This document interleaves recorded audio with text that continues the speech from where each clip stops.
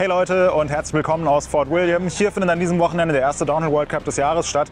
Hinter mir ist die berühmte Boxengasse und ich zeige euch heute die coolsten Downhill Bikes des World Cup Auftakts.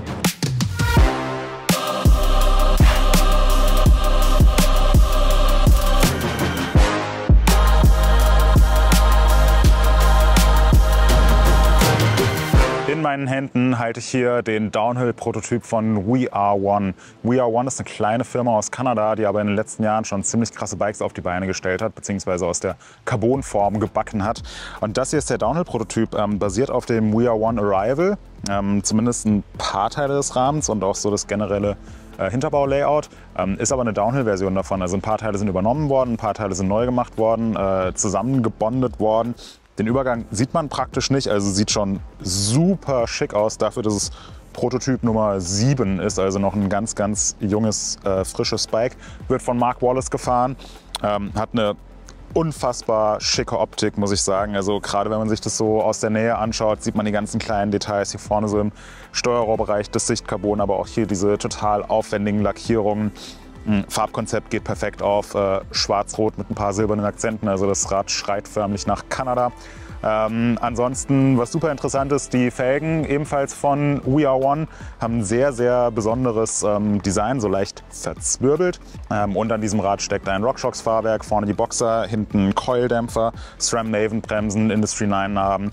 Also an dem Rad ist eigentlich alles dran, was man braucht, um schnell Downhill zu fahren, und totschön ist es obendrein auch noch.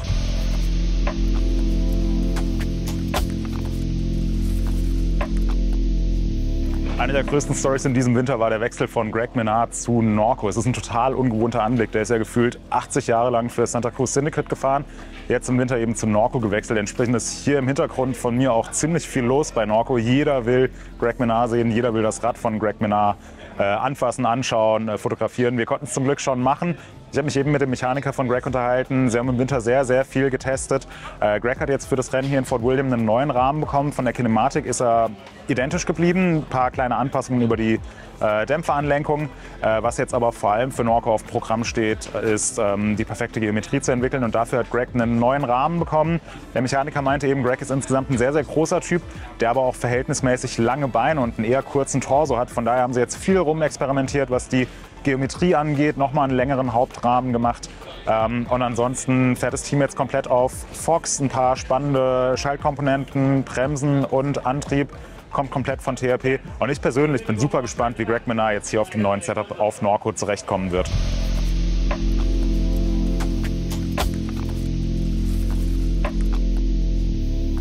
Ich stehe jetzt hier mit dem Giant Glory von Rémy Thirion, ein absoluter Leckerbissen, was die Optik angeht. Wir haben uns eben schon gefragt, wie diese Lackierung zustande gekommen ist. Wir wissen es nicht genau, ist aber optisch echt ein richtiges Highlight. Sieht in Wirklichkeit super, super geil aus. Was auffällig ist, das Glory ist ja ein sehr, sehr vielseitig anpassbares Rad. Rémy fährt es hier im hohen Tretlager-Setting und mit kurzem Hinterbau, was mich ein bisschen überrascht hat. Ich dachte eigentlich, hier in Fort William hat man vor allem ein langes Kettenstreben-Setting für die hohen Geschwindigkeiten. Er fährt es aber im kurzen Setting, ansonsten mit 650B Hinterrad und Insert drin, vorne kein Insert.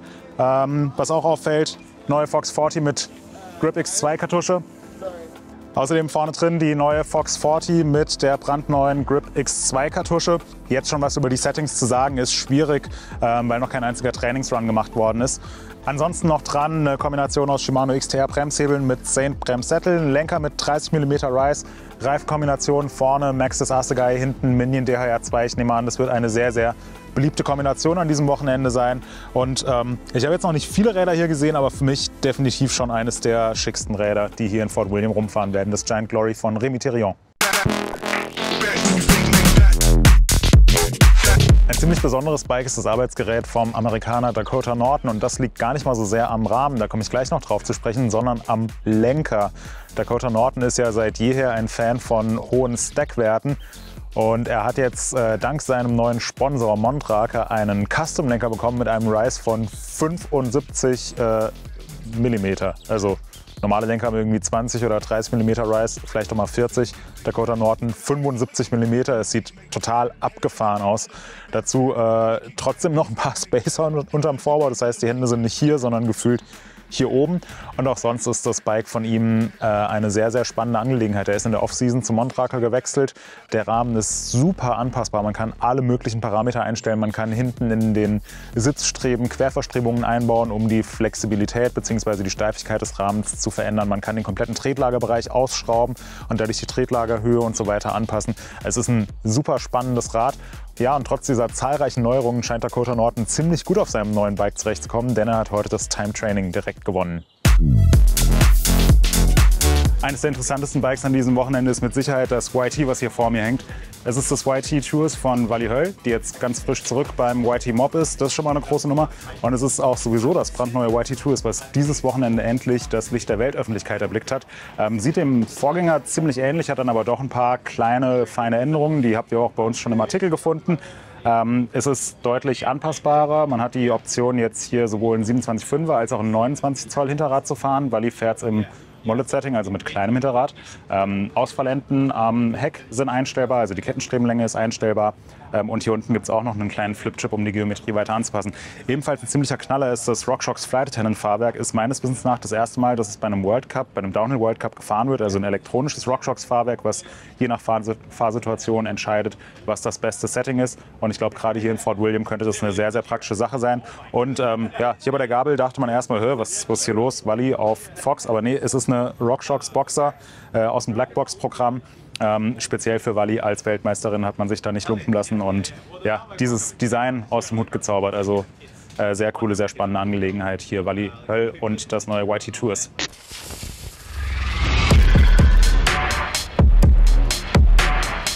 Ich stehe jetzt hier vor den Pits von Canyon und normalerweise sind die Teams immer sehr locker, was so in die Pits reingehen und so weiter angeht.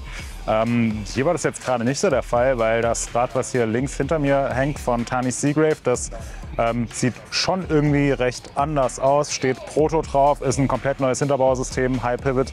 Weitere Details müsst ihr vielleicht einfach mal basierend auf den Aufnahmen einfach so ein bisschen spekulieren, weil da wollte man hier natürlich nichts zu sagen, aber es scheint ein neues Canyon-Sender im Anflug zu sein. Wir sind jetzt hier in den Pits von Trek und nicht zu übersehen ist das Rad von Reese Wilson hier hinter mir. Lackierung ist der absolute Oberknaller und was ebenfalls der Knaller ist, dass Reese Wilson jetzt endlich wieder da ist. Er hat sich ja vor gut einem Jahr schwer verletzt, ist dann letztes Jahr einmal in Val d'Isole so ein bisschen mitgefahren, aber war noch nicht wirklich fit. Jetzt ist er wieder bei 100% und geht auf diesem super schicken Rad an den Start, ein Track Session. Was jetzt neu ist die Rahmengröße. Er ist auf einen R3-Rahmen gewechselt, also einfach ein bisschen mehr Reach. Natürlich sind die neuen SRAM- und RockShox-Komponenten dran. Also vorne die brandneue Boxer, die SRAM Maven-Bremsen bringen das Gerät zum Stehen. Interessant finde ich auch das Cockpit. Er fährt nämlich einen sehr, sehr kurzen Vorbau mit ja, sehr, sehr vielen integrierten Spacern, also sehr hoher Stack.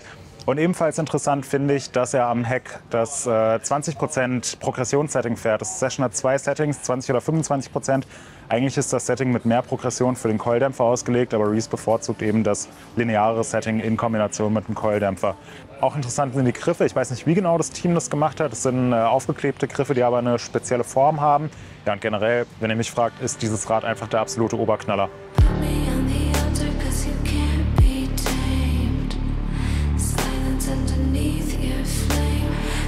Der Pivot Phoenix Prototyp von Bernard Kerr. Ich habe ehrlich gesagt gar keine Ahnung, was ich zu diesem Rad sagen soll, außer dass es ja wohl mal das allergeilste Downhill-Rad ist, was man sich überhaupt vorstellen kann. Es ist ein Carbonrahmen mit CNC gefrästen Muffen. Es ist eine super abgefahrene Optik. Es ist ein komplett neuartiges DW-Link Hinterbausystem mit zwei Ketten. Ich habe ehrlich gesagt immer noch nicht ganz gecheckt, wie dieses Rad überhaupt funktioniert, aber es funktioniert. Es wurde letztes Jahr schon im Downhill World Cup gefahren. In der Offseason wurde noch mal viel getestet. Der Rahmen ist an ein paar Stellen jetzt verändert, beispielsweise der Sitzrohrbereich ist ein bisschen neu gestaltet worden. Aber bei dem Rad kann man sich wirklich stundenlang einfach nur davor stellen und muss aufpassen, dass einem vor Freude nicht hier so der Sabber aus dem Mundwinkel läuft. Sorry, mein Film hat gerade gemeckert. Ich soll noch ein bisschen was zur Ausstattung sagen, weil es zu kurz war.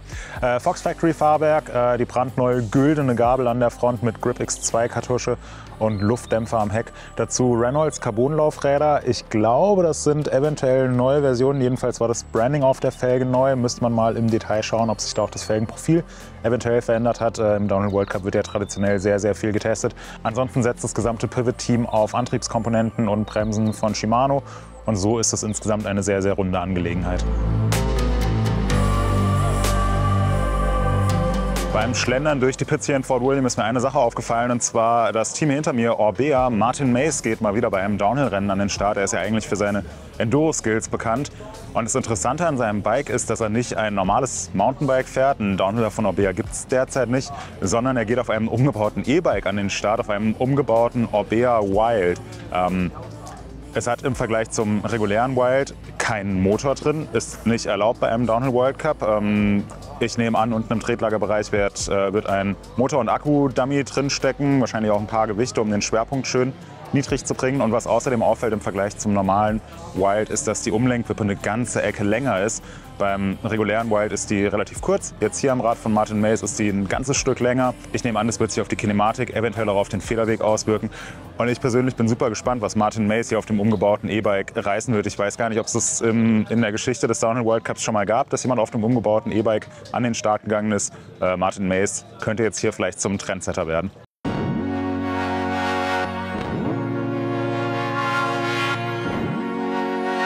Einer meiner absoluten Lieblingsfahrer seit vielen, vielen Jahren ist Sam Blenkinsop. Und in diesem Winter ist der Neuseeländer gewechselt zu Zeroad. Ist jetzt auf dem Zeroad G3 unterwegs. Ein super interessantes Rad, unter anderem mit einem elektronischen Pinion-Getriebe und einem Riemenantrieb. Also kein Schaltwerk, was hinten dran hängt, was kaputt gehen kann, was die ungefederte Masse erhöht, sondern ein Riemenantrieb, sozusagen Single Speed. Die komplette Schaltung ist im Getriebe untergebracht.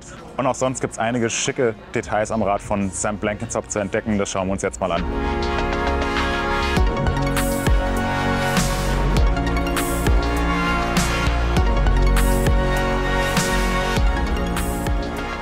Das nächste Rad, das wir uns jetzt anschauen, ist das Intense M1 von Jacob Dixon. Das ist jetzt ein neues Team dieses Jahr im World Cup. MS Intense Racing waren davor auf Rahmen von Montraker unterwegs. Jetzt auf dem brandneuen Intense M1 in der roten Lackierung auch nicht zu übersehen. Das M1 ist lange Zeit entwickelt worden im World Cup. Jetzt geht es endlich in Serie. Das Team fährt auch den Serienrahmen. Was ganz interessant ist, Intense spricht von einem 6-Gelenker High-Pivot-Rahmen. Ist so ein bisschen fraglich, ob es wirklich ein 6-Gelenker oder doch ein 4-Gelenker ist. Wie dem auch sei. Es kommt jetzt endlich in Serie, man kann es kaufen und es gibt eine Einstellmöglichkeit am Rahmen, was die Progression angeht. Es gibt ein lineares Setting und ein progressives Setting. Eigentlich würde man meinen, gerade in Kombination mit einem Coildämpfer fährt man hier eher das progressive Setting. Jacob Dixon fährt es allerdings im linearen Setting, was ich ganz interessant finde. Hat sich aber den Dämpfer ein bisschen umstimmen lassen, damit er etwas höher am Federweg steht und auch keine Probleme mit der fehlenden Progression bekommt. Ansonsten interessante Details, Shimano XTR-Bremsen würde man jetzt an einem Downhill-Rad auch nicht erwarten. Und ein weiteres interessantes Detail ist der 31.8er Renthal-Lenker aus Aluminium. Das heißt kein 35 mm Durchmesser, kein Carbon, sondern schön viel Compliance für die Hände. Ebenfalls noch ganz spannend sind die neuen Felgen von E13, haben ein anderes Profil aus Carbon. Da waren dem Team jetzt noch nicht so viele Details zu entlocken. Ich nehme an, dass es sich hierbei noch um irgendwelche Prototypprodukte handelt und da werden wir in den nächsten Wochen oder Monaten noch mehr zu erfahren.